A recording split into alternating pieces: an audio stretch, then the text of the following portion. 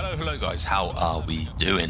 Activision have released an update statement on the Ricochet anti-cheat which will affect Warzone and Modern Warfare 3.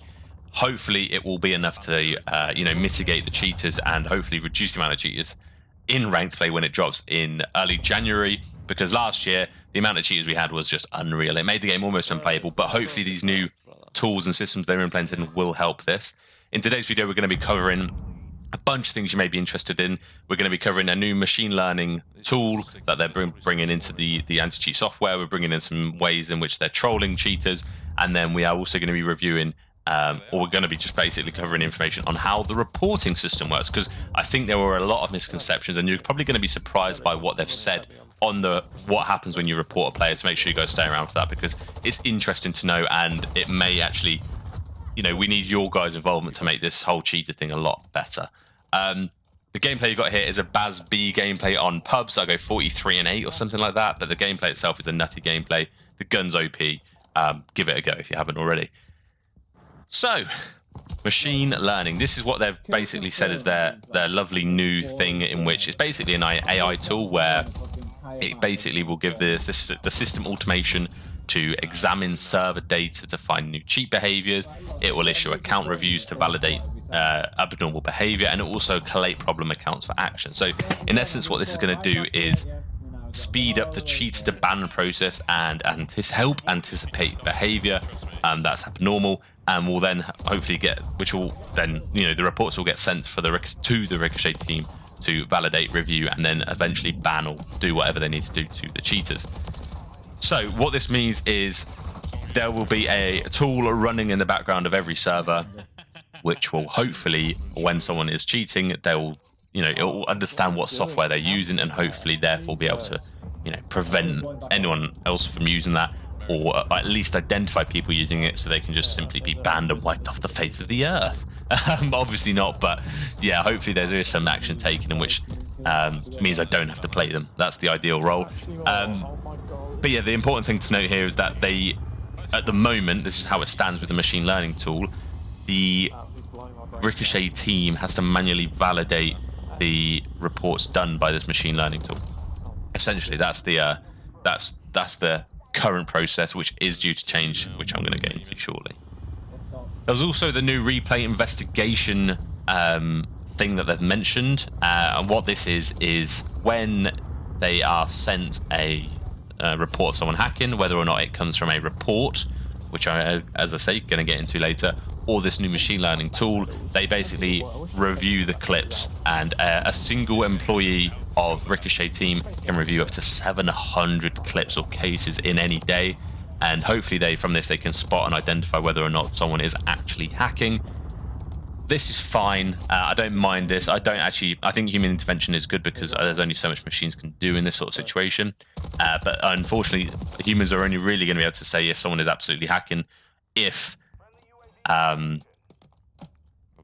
it's absolute off the walls, off the charts, aimbot, spin botting, that sort of thing. That's very obvious to spot. However, something like wall hacks and things like that is a lot harder to identify, especially with pings in the game. So if you ping someone, this happens a lot. This is often why I've been accused of cheating before.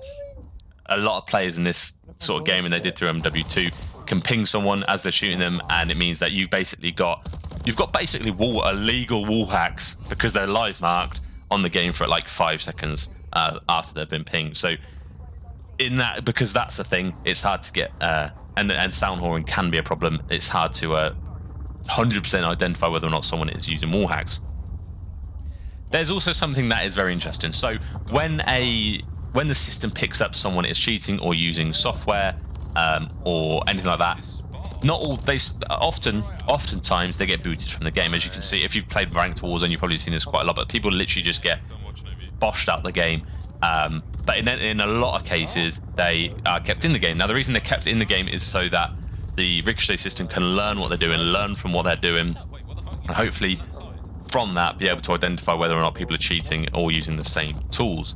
So I don't mind that. That's fine. If that actually genuinely helps them spot new cheaters and hopefully bans people who are maybe potentially cheating, I don't mind that. So what they've decided to do, instead of making it so that they are completely wiping the floor with the lobbies that they are being kept in, there's a couple of trolly things they're doing. So currently in Warzone, there is a cloaking and shielding trolley thing that happens, and basically what that does is, and this is going to be brought into MW3 multiplayer, by the way. What this will do is it essentially gives anyone who's not the hacker in the lobby on the enemy team from the hacker unlimited health. It basically makes them, it has this ultimate shield thing where the hacker simply will not be able to kill them. It also makes players invisible, so the aimbot will not be able to pick up and identify, and the Warhawks will not be able to identify they're there. And they also put on random dummies into the map, like almost bots that only the hacker can see, so that their aimbots are picking up on people that aren't even real. And it won't affect the people's gameplay who's not cheating. It will these things will only be noticeable by people who are actually yacked up and cheating their tits off. So yeah, that's funny, and it's interesting that that's coming to MW3 multiplayer as well, so maybe we'll see that a little bit in ranked play. It might be a bit funny to witness, but there's also a new feature they're calling Splat, and it basically means that as well as these other things, it will disable the hacker's parachute when they're loaded into a Warzone map, and it basically means that when they're coming back from the gulag, or when they're spawning in, or whether they've taken a redeploy tower or redeploy beacon, anything like that, they will just, their parachute will fail to work and they'll just splat to the floor. So I think that's quite funny. It's a bit of a troll. But yeah, moving on to my next point, and it's probably my final point I'm going to end it on, player reporting. So last year, the main consensus was that player reporting got people banned, or at least shadow banned. I think they're two things. I think shadow banning is simply a way in which people are kept out of the lobby before they're completely reviewed. So I think that's different. But banning, when I say banning, I mean literally banned from the servers, not allowed to play ever again. So the misconception from what they've said in the blog post is that many reports will have a player bans, which is what we thought. But this is not true. The system only identifies people who have been reported once. Any reports after that initial report will simply be ignored, and they won't trigger any sort of response from the system. So it basically means that if you've reported a player before, or you spam reporting someone, it doesn't matter. The system doesn't know you spam reported someone. And it also works in this way, in that if you report a player and your teammate reports a player, only your report will be identified by the system. This first report is the main one, and I believe that's, as far as I'm aware from previous knowledge, that's where the clip is then sent to someone to manually validate whether or not someone is actually hacking. So I don't mind this, but it means that if it's a lot of time wasting. So if someone is physically having to review every single person that is reported based off one report, I think that's a lot of time taken. I think there needs to be some sort of number in there so that people are only given accounts to report, to validate, that are through the roof. But it is also interesting in that subsequent reports don't work. But yeah, an account cannot be banned simply from reports. Another part of the system must be triggered before they are banned. So you can't be banned from just reports. That's the biggest thing to take from this. Let me know your thoughts, guys. I know there's a lot of information. I've left the blog post down in the description below for you to check out yourself. And yeah, I'll catch you in the next one. Ciao for now.